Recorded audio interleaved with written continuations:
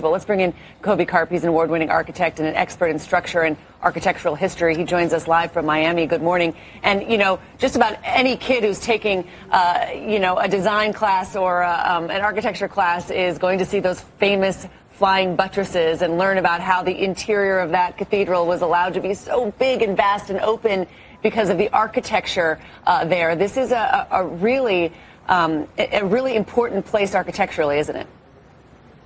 It's a phenomenal opportunity for us to look at a cathedral which really belongs to the community of the world, and the opportunity to come back and rebuild and restore this gorgeous, phenomenal piece of architecture. As Emmanuel Macron said, this is really a step in the right direction and something we must move forward on. Now, Kobi, we understand that there were renovations being done on Notre Dame as this fire broke out. Some have suggested that those renovations may have something to do with this blaze being sparked. When you hear that, what comes to mind?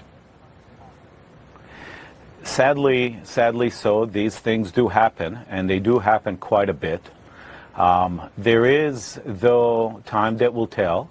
It seems as though a lot of the artwork was saved and was pulled out, and we do have a great opportunity now with the records that we have kept, to come back as a community and to rebuild and to restore and to bring back the cathedral to the way it was yesterday, the day before the fire. Well, can you give us context into how that rebuilding may go about? How do you replace something that essentially is, as Christine said, irreplaceable?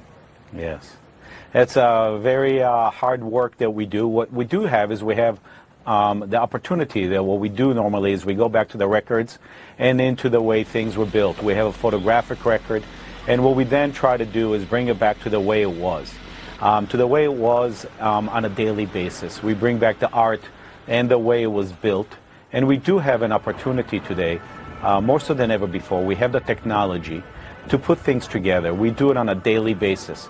We bring buildings and we bring the finishes and the materials within the buildings together the way they were. This structure specifically, which was built substantially, and the damage that occurred to the wood timbers, a lot of that will be able to be put back together.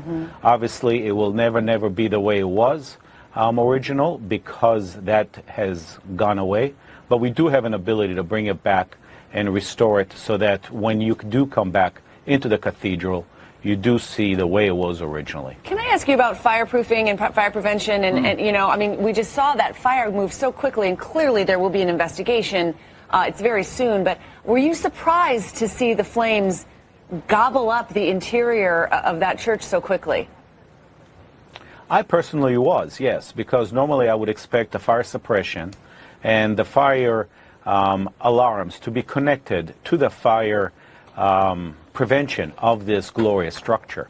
This is a public structure, and I would have liked to see, hopefully in the rebuilding and the resurrection of this cathedral, a bit more fire protection and bringing it up to the point where this event never ever happens again.